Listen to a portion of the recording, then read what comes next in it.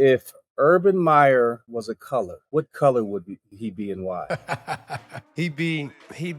And I'm waiting on this one. He'd be blue, man, because he a cool cat. Oh, he a blue. Is that acceptable, Urban? Burning red is what I think. I was going to say red. I gave you the tee up. Light it.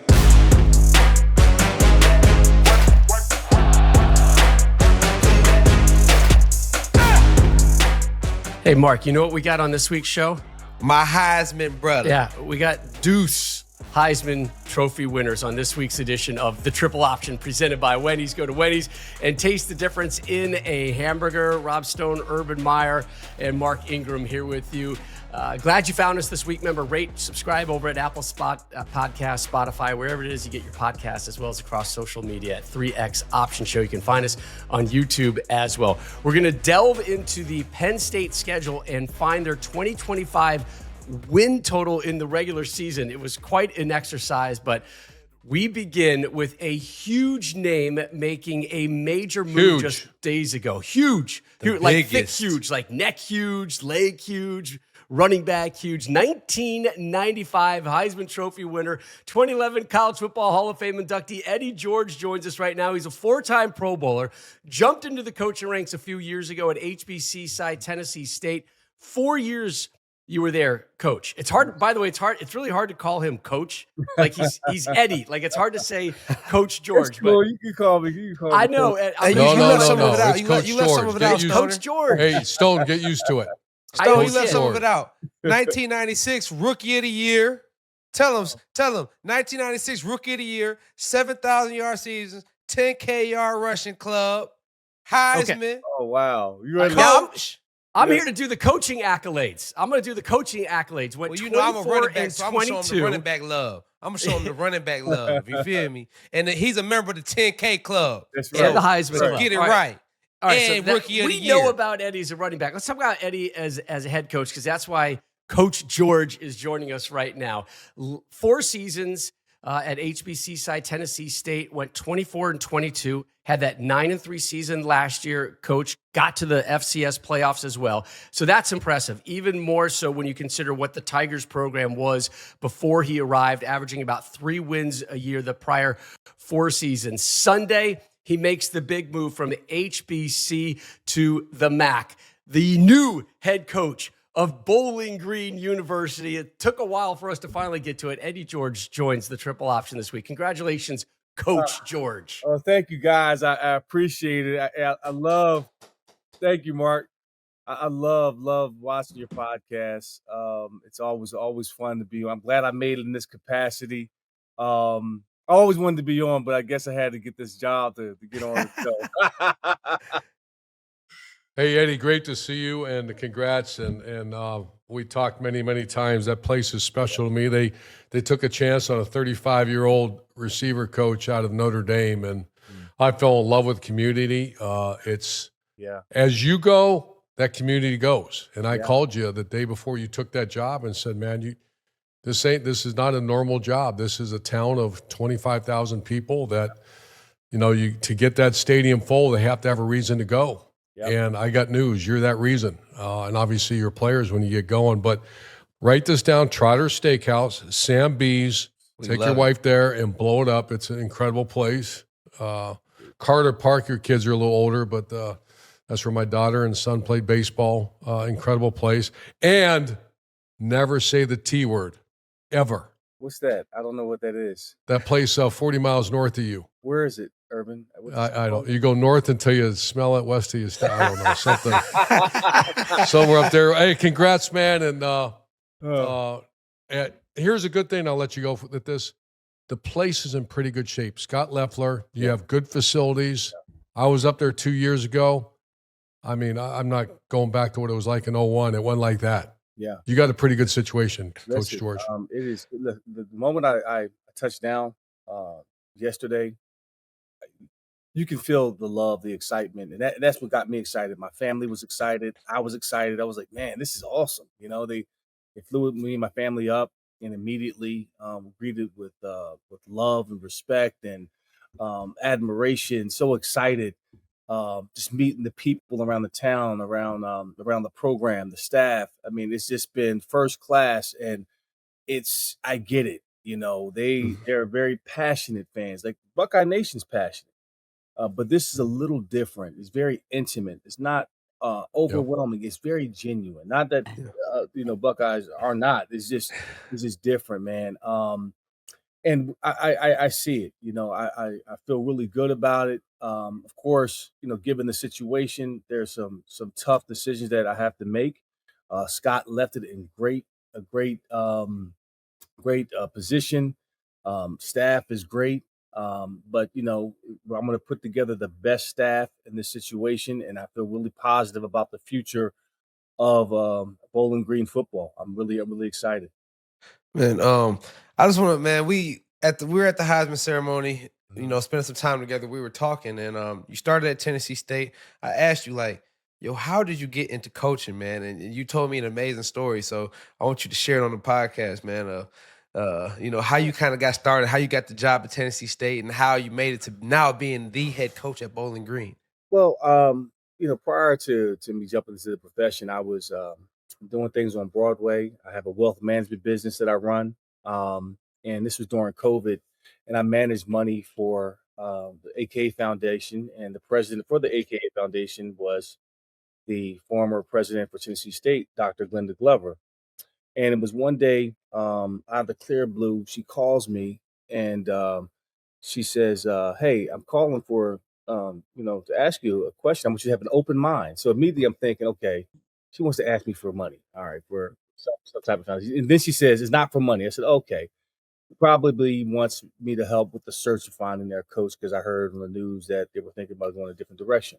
Or I was thinking, hey, she wants to put more money into the account that we managed for her at the time. So I was like, yo, it's got to be good news.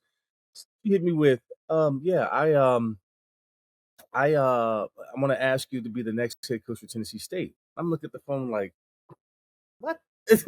You do know I've never coached, right? Like, Right. what are we talking about? Right. So I said, you know what? I'm flattered, but I'll pray on it. I'll think about it. Yeah. Hung up the phone. I said, listen, I'm not going to do that. And my wife said, well, what's the matter? I said, listen, Glenda Glover had the audacity to ask me to be head coach for her football team. Like, come on, I've never coached. Then my wife said, well, why not? You'll be a great head coach. Yeah. I started thinking like, well, what if I did do it? And how would I start a program? And ever since then, I started thinking about the impact I could possibly have on these young men and give back to the game that gave so much to me and more, to prepare them not for just football games, but for life after the game, like you're doing now in media, like I'm doing in coaching, like so many other guys find their next passion through the platform of football. And it took off like wildfire. It kept me up at night. I'm like, Mark, please, Eddie, don't jump into coaching. You want to stay focused on acting in business. That's it. Lo and behold, I took the job and I fell in love with it. It was very hard. It was tough. It stretched me, but the gratification that I get out of seeing the kids get it on the field and seeing it come to life and building a program was nothing like it. So my first game, Mark, was against right down the street in Canton against Grambling State, in August of 21. We had 19 penalties, which was a record. All right. Our final game against SEMO this past season to win the championship, we had 2. So there was a lot of work, a lot of changes I had to do. I had to fire and hire coaches. I had to get rid of players. I had to go through some hard, tough days, but it prepared me like no other for coaching. And I love it, man. I absolutely love it. Well, that's an amazing story, man. It resonated with me, and I wanted you to tell the podcast. So I appreciate you sharing that, man. No problem, brother. No problem. Yes, how did this all come about, Coach? Because this is a late season hire, right? Rarely are head coaches hired in March. So give us. I want to hear this. Give us the quick timeline on how you went from Tennessee State to Bowling Green. So, actually, it was funny. I go up to Indianapolis, and I'm at the combine, and just making my rounds, saying hello to people, and watching the guys run and so forth. And I go back to my hotel room. And I saw across the ticker that Scott left for the Eagles. And immediately I'm thinking to myself, wow, that is so messed up. Man, that's a tough situation that they're going to be in. I'm glad, I'm dealing with my stuff, but I'm glad I don't have to deal with that, right? So I get in my car, driving back to Nashville, enjoying my ride. Actually, I was listening to Above the Line by somebody, his book. No, I'm joking, but I did read it. It was a really good book. I took some stuff out of it, by the way. But I'm driving back, and I'm literally, swear to God, I said, God, show me a sign. What do I need to do for next year to prepare? Because right now I'm in the last year of my deal. I'm not hearing much talk from Tennessee State, clearly because of their issues, and I'm wondering what's next for me in this profession. I'm driving past Bowling Green, Kentucky. I said, give me a sign. Literally gave me a sign. Driving past Bowling Green, Kentucky, I see Bowling Green. I look down at my phone. I see Urban text me. It's like, okay. He says, hey, would you be interested in the Bowling Green job? I said, I text him, I'm driving. Call me. Calls me, and we're talking. I'm like, oh my God, this is crazy. He says, hey, the AD called me, he asked me to help him with the search, and there's only one name that I gave him, and that's you. And I was like, oh damn, okay, all right. You get an endorsement from Urban Meyer. You have to take that call. You gotta explore it. And it was not given. Okay, it was other candidates. I think there was 28 other candidates they looked at. I said, you know what? I'm going to go for it. I know about his history here at BG. The other coaches I played against Bowling Green when I was in college. I had my first touchdown against them, ironically, my freshman year, and off it went like wildfire. Then I got a phone call from one of the search firms to do it. So that whole week, from that moment on till right now, was a complete whirlwind of interviews. I went out to Arizona on a vacation. It was I spent almost 10 grand just to go on this vacation before spring ball to only get a massage and fly to Detroit to do an interview for this job. Okay. And lo and behold, it happened. And now I'm here in Bowling Green. Delving in head first with the staff, knowing the players, getting the true lay of the land of what needs to be accomplished, get done, and get this thing off on the right track. So it was an amazing whirlwind, man, of events that I'm sitting here right now. But it's all due to that guy, Urban Meyer, that I'm sitting in this seat right now because, he gave me a vote of confidence that it was a good opportunity and just where the program is now. And if he can see value in what I've done, I gotta take that call. So I want to clarify that this is, when Derek, the athletic director, gave me a call, I don't know, never met him before, and we were just talking, and I said, well, give me an hour. He said, do you have some candidates? And I said, give me an hour, and and I kind of started thinking, because I have some other friends in the profession that we did talk about some other names, but I said, what are you looking for? And here's what I really want you to hit. This is going to be your trademark, which the one thing about football teams, when you hear the word culture in retail or corporate America, it's hard to really feel it. College football, you feel that culture every Saturday when that team jogs on the field. You can see it, you can hear it, and you can feel it. And so I said, Eddie, I know we're friends, but they've asked me to do a job. I'm going to ask you a couple questions here. And we asked a couple questions about his family and all that. And I said, okay, BG walks on that field. I'm sitting in the suite or upstairs and watching that thing. What am I going to see? What am I going to hear? And what am I going to feel when the orange and brown come running out on that field? Tell them what you said about the downhill. And Mark, you're going to love this, bro. When you hear this, go get it. I'm getting chills thinking about it. Hey, there's one thing we're going to be is fast, physical, and discipline. And it's going to be duo, power, counter, repeat. Repeat. Everybody in the stadium will know what we're running. The question is, can you stop it? That's going to be the mindset. And Mark, as you know, man, listen, the sauce is made in the off season, man. The championships are won in the winter, the spring, and most definitely the summer. Yes. So you know how it's built. You know how it's built. The mat drills, the competition drills, the hey Urban, you're gonna appreciate this. There's a field, like a couple fields side by side that's gated. It might not have been gated when you were here, but for summer camp, I'm gonna let that grass grow high. That's it. The first 2 weeks, we're going to live in there in that pit, and then hit that hill after practice. Yeah, you gotta feel bad before you feel good. Yep. Yes. There we go. So yes. That's the process, man. And I mean, I'm excited because these kids are excited because I had to get in front of them and really address the elephant in the room of where we are. All of us are not feeling really good about the change, the transition, how it transpired. I had to tell my team that I'm leaving to go to another job, and why. And that was painful. Coaches, painful. But I said, hey, this is where we're going to find out what we're made of right here. How mentally tough are we? We're made for a moment like this because here we are. Now the question is, when we leave this room, who are we going to be? What do we choose to do about this? Are we going to attack it and become closer and really focus on building a strong relationship and getting through this? Or are we just going to fracture and dismantle and run away from it? And, I said other few things, but I think it resonated with those guys. And now they're committed to, hey, we're going to dig our heels in and get the process rolling.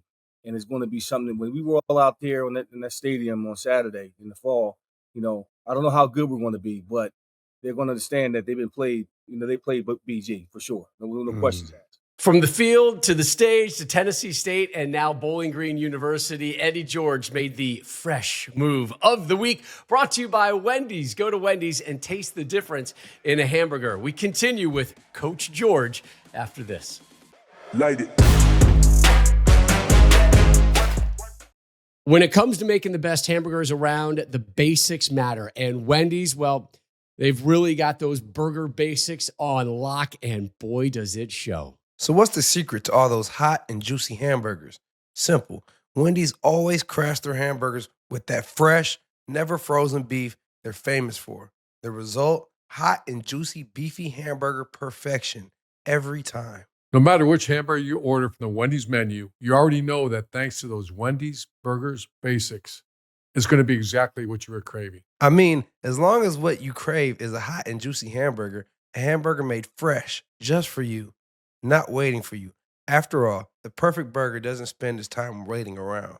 So when you want a hot and juicy hamburger made fresh just for you, it's got to be Wendy's. Fresh is kind of their thing, Fresh beef is available in the contiguous U.S., Alaska, and Canada, not available in Hawaii. Well, as you all know by now, we have teamed up with our great friends at BetMGM this season, and we're going to be using BetMGM lines to make all of our picks.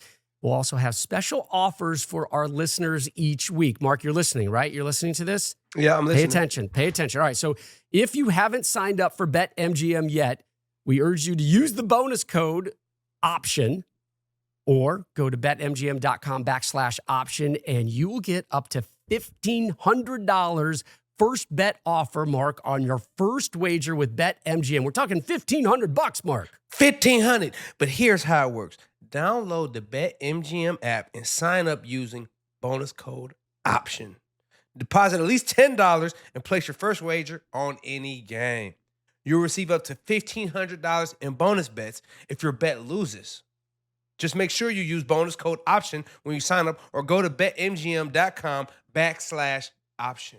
It's all about the option, Mark. It's all about the option, especially the triple option. See BetMGM.com for terms. 21 plus only. U.S. promotional offers not available in New York, Nevada, Ontario, or Puerto Rico. Gambling problem? Call 1-800-GAMBLER. Available in the U.S. Call 877-8-HOPE-NY or text HOPE-NY 467369 New York. Call 1-800-NEXT-STEP, Arizona.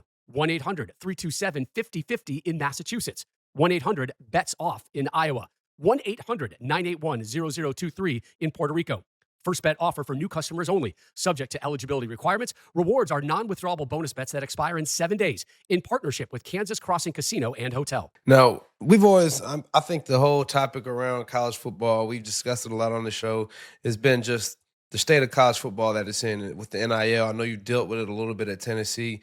Like, how do you go about evaluating your roster currently and, adding to it through the NIL or being able to retain your people from going into the portal? What has been your approach and your strategy kind of dealing with the new landscape of college football? Well, this morning, I had a long, like about 2-hour conversation with the director of recruiting, just giving me the lay of the land from who are the best recruiters on the staff, who recruits what area, how many guys on the roster, how many of their guys on the roster did they get, knowing the roster, getting a lay of the land of NIL and donors and time. So I'm fully immersed into that right now. Before I do anything, this is my blueprint. All right. And on that blueprint, I have my players right in priority. All right. And I go right down that list and I have right next to it what's needed, the goals, the action plan, ideas. So I understand, like, that's where I'm at right now. That's where it all starts. It starts with the players. I gotta, recruit my players now. I gotta get in front of them immediately when I'm done with the coaches. I gotta go talk to them, have dinner with them, get to know them, save this offensive line, say, hey, here's the vision. This is what we're going to do. You're going to be developed, inside and out. I'm going to put the best staff together. We're going to still hold on tight to this thing and go right down the line. So the next, I don't know, the next 4 to 5 days, I will be living in this office, probably sleeping on the couch until I get the staff right, till I get a plan in place for spring football. So these fans can be really proud of what they see in here in the spring. That man is prepared. That man is prepared, Coach. Quick Bowling Green story. So I got there. It's a little different shape now, but we had no training table. And so I put my line coach, which is a good one to have in charge of training table, and he met with them. And I said, I want victory meals, because a victory meal, after you win, you get steak, and at Ohio State, you get whatever you want. They had no training table. So I met with the people. They were 1-10, I think, the year before I got there. And I said, I'll make a deal with you.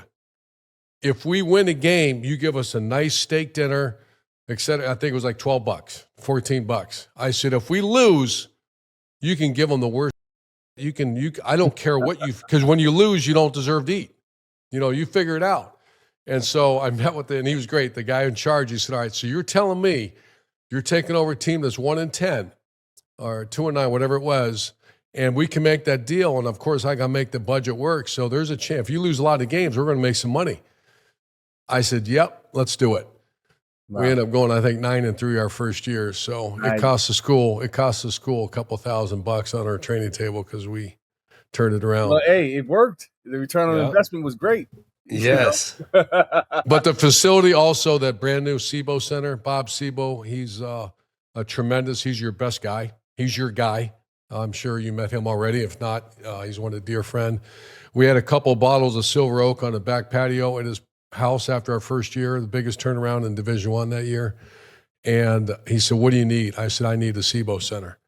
And so I think there's a third bottle of Silver Oak. He said, okay. We took a pencil out on napkins and we drew what the SIBO Center would look like. What's amazing, Rob and Mark? You drive by there now, it looks like that. He built the SIBO Center a year later, 2 years later, and that's the office he's in right now. So I'm telling you, man, BG's ready to go get a MAC championship. Well, I appreciate the Urban. Hey, I'm going to hold you to it now. There are some events I might try to ask you to come to, man. Done. There, I'll talk to you offline, but I think it would be great. We can, get that fourth bottle of Silver Oak. This $2 million NIL war chest going. Yes, let's go. Hey, might Eddie, have to invite Ingram up there too. Eddie, if you want Mark's Eddie, help, I'll be it's there. Tequila. It's not wine. You go through tequila to get him. Tequila, okay, got you. Los Linderos tequila. Los Linderos. Eddie, let's talk about scheduling. Next year, your two big away games that are going to bring in some money for you at Cincinnati, at Louisville. As you go forward, what's your scheduling approach out of conference going to be, and how soon can you get Ohio State on your schedule? Well, they're already on 27. I don't know what date it is, but they're already on it in 27. So I'm not looking at that one yet. Let me just let me just deal with Let me it. get I through got to it. know what I got in the building first before I start worrying about what's down the road in Columbus. But when I was at Tennessee State, we played against Notre Dame. We played Mississippi State. It was a great environment. And to have an opportunity to play against the blue blood schools allows our kids to have that great experience. And that, in fact, it really spawned our season 2 years ago when we had our first winning season at Tennessee State. We went up to Notre Dame, and the score at halftime was 10-3. And excuse me, at the one quarter was 10-3.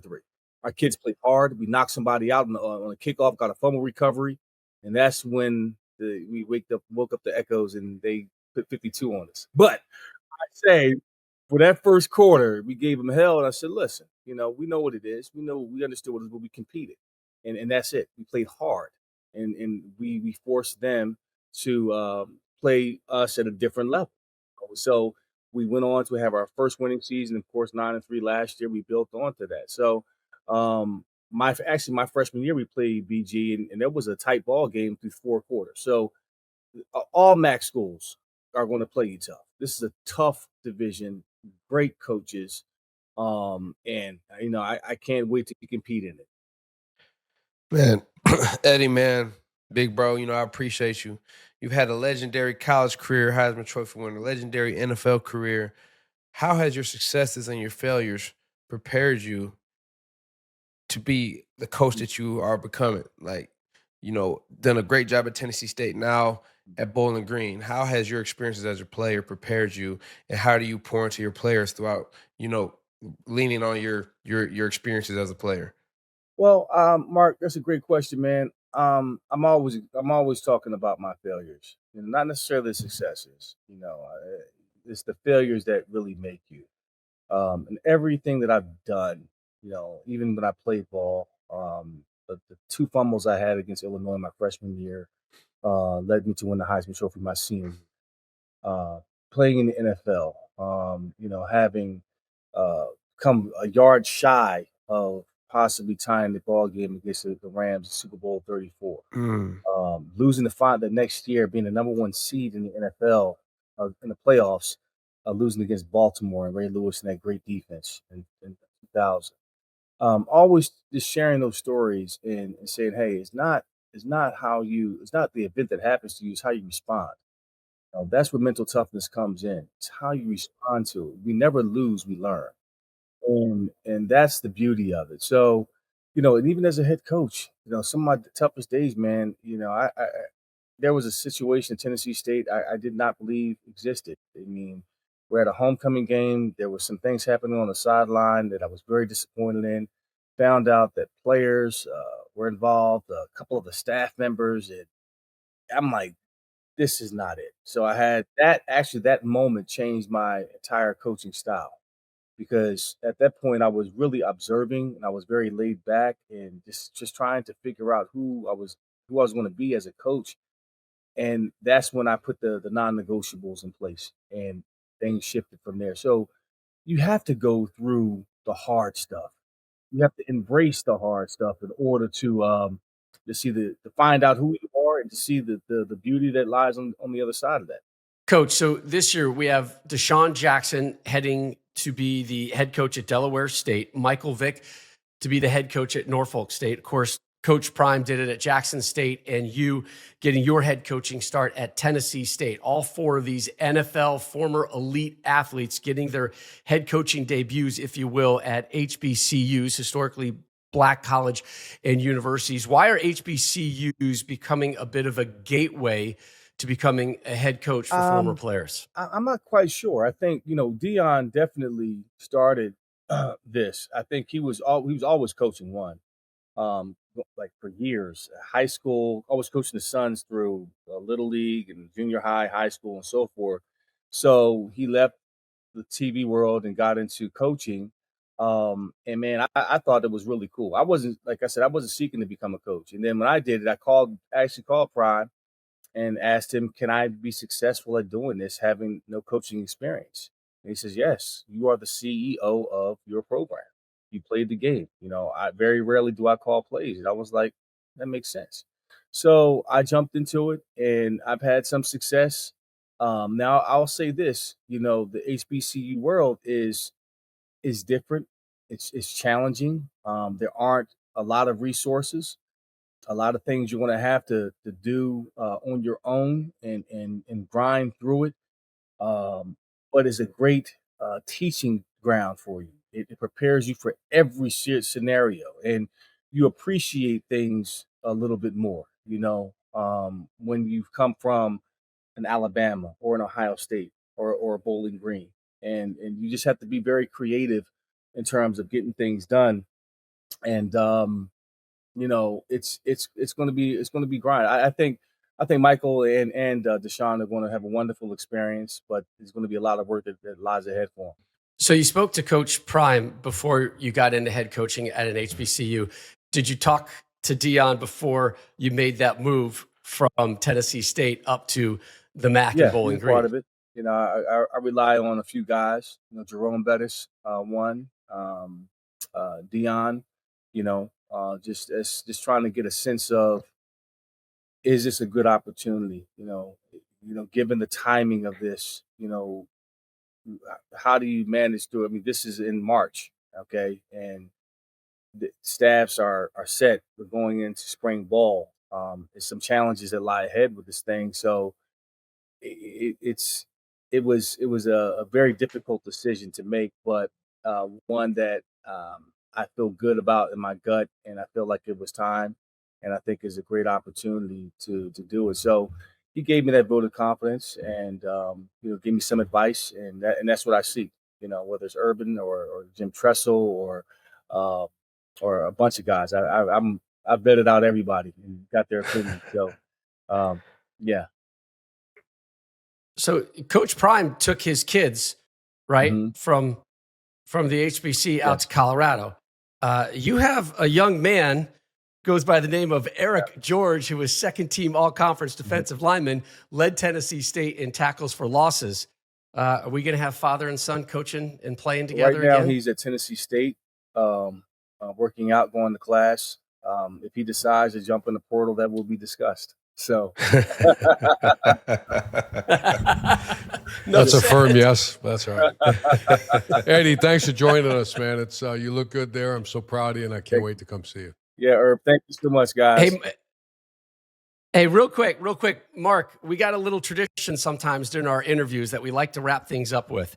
And this, Mark, feels like the perfect time to throw that for to sure. Eddie. Yeah, like Rob said, we do a thing on the show, man. We've been sitting here asking you questions for 30 straight minutes. Now we're giving you a chance to fire back a question at whoever you want to, man. So you get one shot. One shot? All right. Mark, this is for you. Okay. Okay.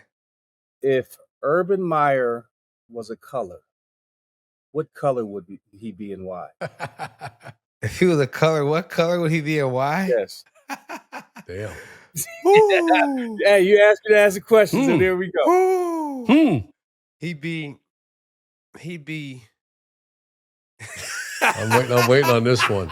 He'd be blue, man, because he a cool cat. He'd be blue, man, because he a cool cat. That's what you gonna say, blue, cool cat? Oh, he a blue. Is that acceptable, Urban? I'd be burning red, is what I think. I was gonna say red. I was gonna say red, but I was like, "That's my dog, man. I know him as a blue cat." Man, hey, Urban, what you gonna do with this guy? Y'all don't have great chemistry. I see. I'll tell you what, Rob. How about staring at two guys I love? Everybody else, but to me, ever since I've known him, he's been blue. But think about that. J.K. Dobbins, Zeke Elliott. If I would have had Eddie George and Mark Ingram, I'd have wore your ass out. Where you guys would have. I know who he was as a coach, but I know him as a big nooner. And so he's cool. He golfs. We have tequila. You know what I mean? Yeah. That's blue. You know what I mean? If you would have asked me in 2009 when we were playing against him in the SEC championship, he was a red cat. Y'all won that game, right? Yeah, we did. They won the year we before. got him in 08. He got us 09. I love it. I'm 2-1 versus him. I'm stirring it I'm up. 2-1 versus him. 1-1. 1-1.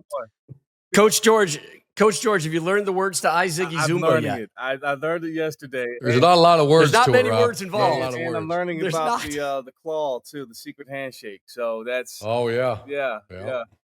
Oh, there's a Yes, there handshake. is. Yes, there is. So I'm learning the words right. as we speak.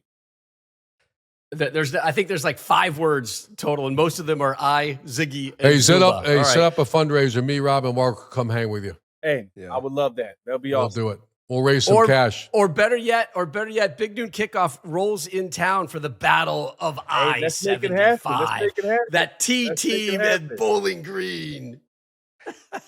Love it. Coach Eddie George, congrats on the Bowling Green gig, and thanks for joining us this week on Thanks the a lot. Triple Option presented by Wendy's. Appreciate you. Thank you. Light it. Welcome back to the Triple Option presented by Wendy's. Urban Mark, Rob Stone back here with you. Time to take out the Triple Option crystal ball, guys. It is brought to you by BetMGM. Place your money line, prop parlay, and same game parlay bets at BetMGM. Download the app today. Please gamble responsibly. These lines, as always, are subject to change. So here we are. They didn't give you a crystal ball, Stoner? That's next week. I agree with you. I was thinking the same thing. Wouldn't it be great if I could just kind of lift up this crystal ball? The triple option crystal ball now on sale. All right, so we're going to try and get a crystal ball next week. We'll have Chris, our producer's all over that right now. We'll add that to his to-do list. Spring ball, it's underway. Listen, we understand there's unknowns all over the place. The transfer portal, who's staying, who's going, but we do know are the schedules. And of course, our good friends in Las Vegas have an opinion. They have an opinion on a lot of things. They have an opinion on teams' win totals for next season. So today, guys, we are going to look at Penn State's regular season schedule. Regular season. BetMGM has set their regular season win total at 10.5. There's a reason that half is in there, guys, because it makes things squirrely. All right. So remember, last year, Penn State regular season 11-1. Their one loss to Ohio State. They've got a ton of guys coming back. Mark, we've been talking about this. The QB Aller, the running back Singleton and Allen. A ton of guys on the offensive line. They're going to lose Ty Warren, who we all love. Tyler Warren. But huge optimism is really, really high in Happy Valley, as it should be. Let's take a look at their 12-game regular season schedule. Here you go, Mark. Here we go. Let's look at the opening, 3 games, right, Coach? This better be a 3-0 start. Yeah, this is excited for the Penn State fans to pay whatever they pay for their season tickets. It's over $900 a season ticket. But wait guess a minute, what, Coach? All right, so $900. Is that it, or is there? Nope. There's more inflation. There's more inflation. Tell them, Coach, Stoner. They're going to add $20 a seat, and they're going to add $45 for a parking pass. All of this is going to what they call the Legacy Fund. And Legacy Fund is there for scholarships, for facilities, for NIL. It's kind of a nice, convenient umbrella to cover all of the added expenditures. There you go. That is part of being Penn State. Of course, they are going through some renovations at their beautiful stadium as well. So you're looking at an extra $65 easy for a season ticket. So you figure the first game, Nevada, travel across the country, probably over at halftime, or at least, if Penn State's playing well, they got a lot of players coming back.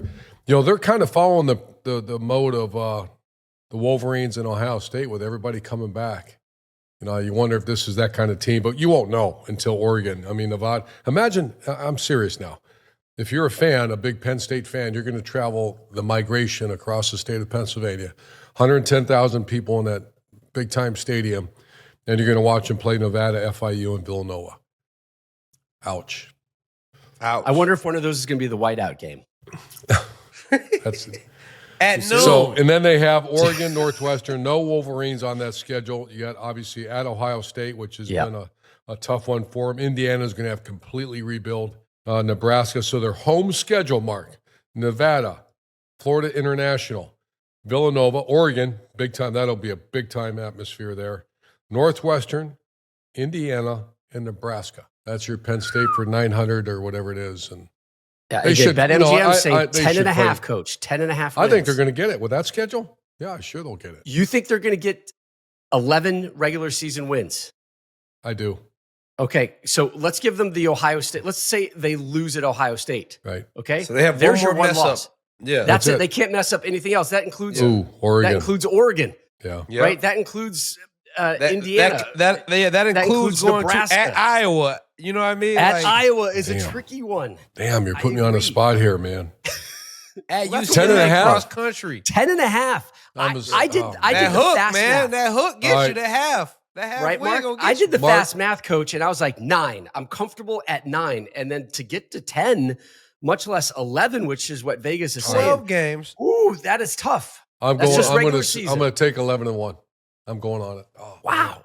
Coach Franklin loves you. I think Mark is going to be the motivator for Coach Franklin. Yeah, You see 10 and a I'll half, be the Mark? motivator. I'm just not the believer. Like, they've been the same team for the past 5 years. Just can't win the big game.